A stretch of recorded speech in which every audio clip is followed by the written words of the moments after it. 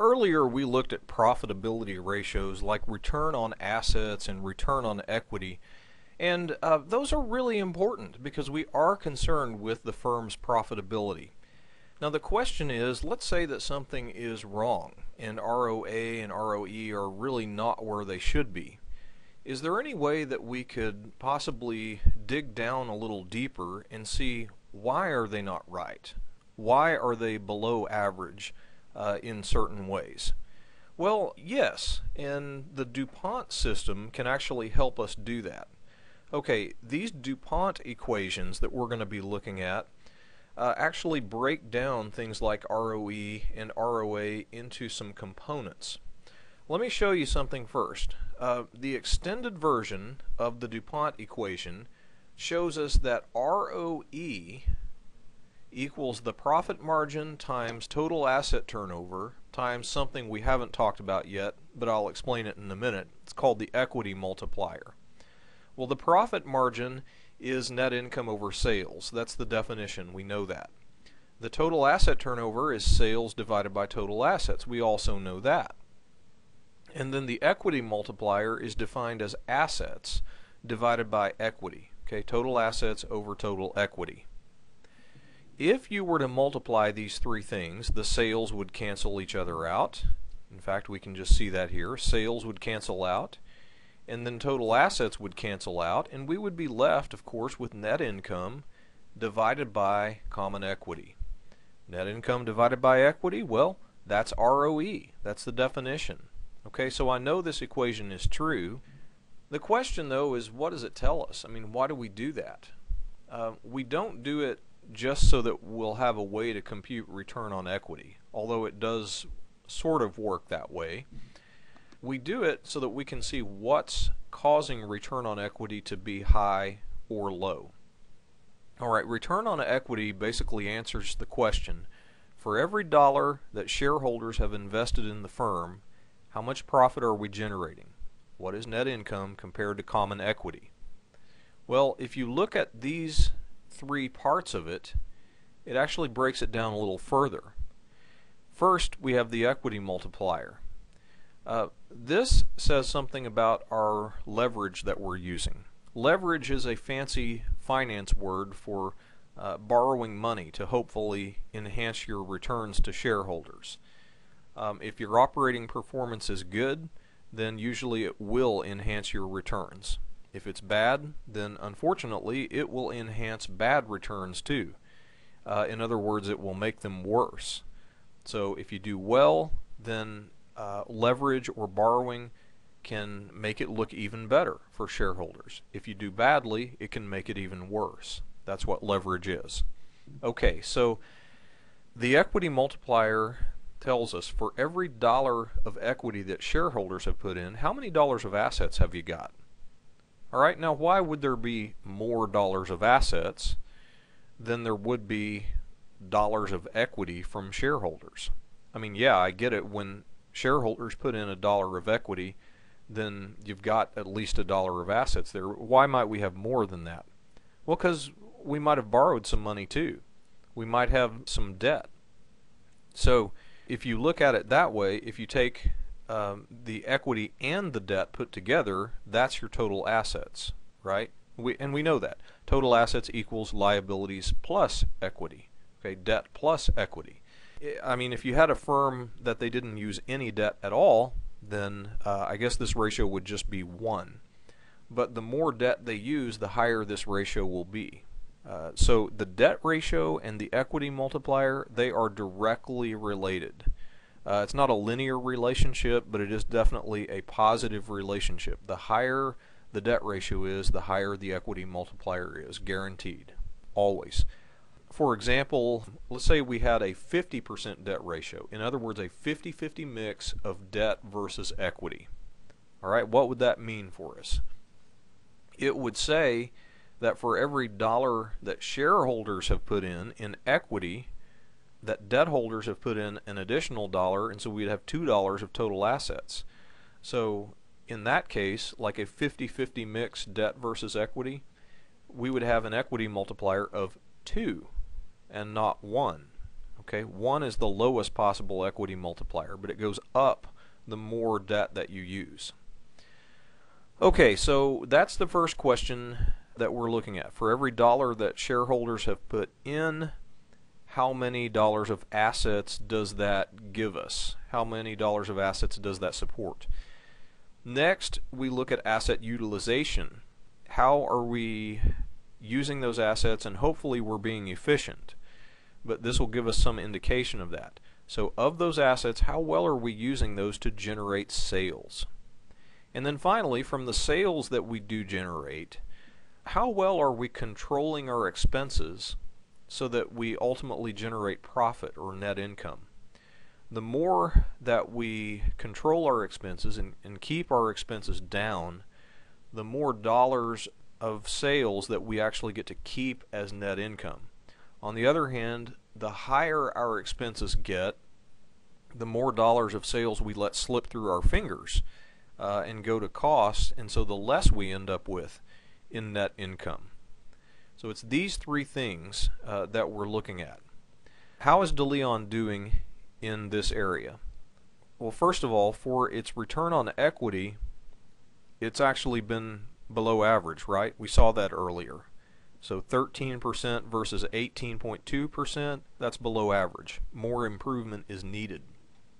Well, why are we below average? Come over here and look at the profit margin for a moment. Is that the problem?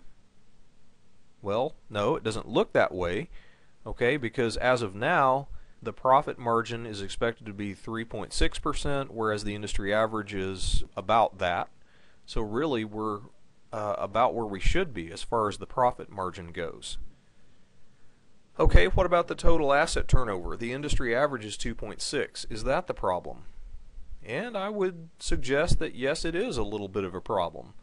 Looking here, I see that total asset turnover has been steadily declining, and now it's at 2.0. If it slips even further, then it'll be more of a problem. So it's not a red flag, but it's certainly a yellow flag. It's something that needs to be addressed. We talked about how the company probably isn't being as efficient as it could be with its asset management. So yes, that's something it needs to look at. And then finally, we have the equity multiplier, and we see that for now it is below average also. Now, before you look at that as a bad thing, let me remind you that the equity multiplier and the debt ratio are directly related to each other. Here are the relationships, and you'll actually need these to solve some of the homework problems. The equity multiplier is 1 over 1 minus the debt ratio, and if you wanted to turn it around, you could say the debt ratio is 1 minus 1 over the equity multiplier. Either way, they are positively related, okay? When one of those numbers is higher, the other one is higher, and when one is lower, the other is lower. So they either both go up or they both go down. That means because the equity multiplier is below average, why is that? Well, it just means that the debt ratio is below average. The company uses a little bit less debt than its competitors, percentage-wise, and so its equity multiplier is a little bit less than its competitors. And yes, that can cause your ROE not to be quite as high. But I'll tell you a little secret about using debt. It also increases risk. And when you increase risk, that creates other issues. So if this were the only reason for a low ROE, I wouldn't be too worried about that. Not that alone. Okay? Really, I would focus most on this. If the company decides it wants to use a little bit more leverage and hopefully increase this return on equity by increasing the equity multiplier, that might be okay, but for sure it needs to work on the total asset turnover ratio. All right, or it may choose not to increase the equity multiplier because it just doesn't want to use more debt. That would probably be okay too. All right, going back here, this is how the equity multiplier and the debt ratio are related. And again, you will need to know these formulas. Okay, now before we leave this topic completely, I want to go back here to these DuPont equations, and I want to point out one other thing. You may have noticed this, but I want to focus on just this part of the equation. Let's ignore the equity multiplier for the time being. Let's suppose I just have the profit margin and total asset turnover. So net income over sales times sales over total assets. Well, the sales will still cancel each other out, and what would I be left with? Net income over total assets. What is that? Net income over assets. That's ROA, return on assets. So we saw earlier that ROE is profit margin times total asset turnover times equity multiplier. That's true. But we just figured out that this part by itself is ROA. So we could write ROA equals that. Okay, now something else we could write. Let me grab this equation here and copy it down. We did just say this part is ROA, right? Profit margin times total asset turnover. So we could make that substitution in the formula. There we go. We could say ROE is ROA times equity multiplier. So it would be a good idea for you to know all three of these equations, be familiar with these relationships. Now I would like to actually use some of this to solve one of the homework problems. Okay, so here we go. We are going to assume the following relationships for the Brower Corporation. Sales over total assets, first of all. Sales over total assets equals 1.5 times. 1.5 is what is that? It's a total asset turnover ratio, right? Sales over assets is total asset turnover, 1.5.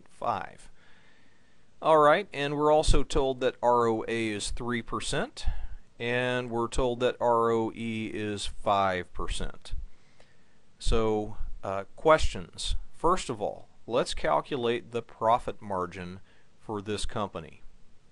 Okay, well, out of everything I've seen up here, it looks to me like this equation would be the best for solving for the profit margin, because we are told, let me just copy that down here again, we are told that ROA is 3%, correct?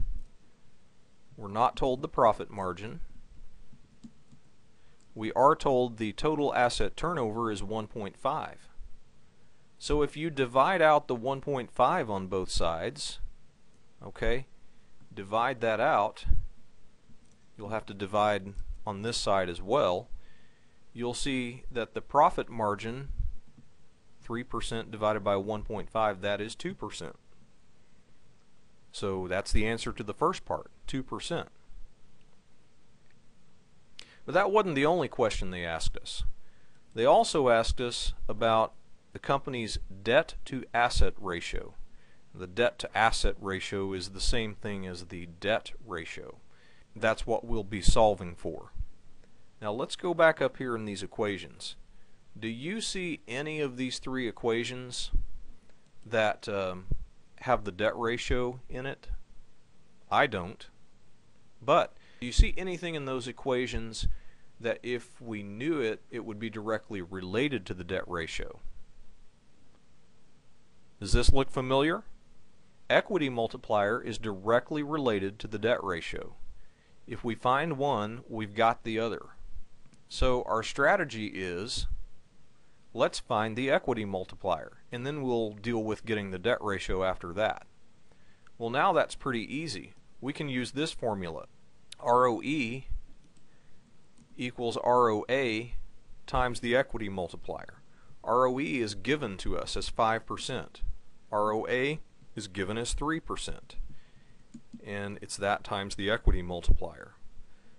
So at this point, you just need to divide 5% by 3%, and you'll get an equity multiplier of 1.667. That's the first step. Second step, finding the debt ratio. It says over here that the debt ratio is 1 minus 1 over the equity multiplier.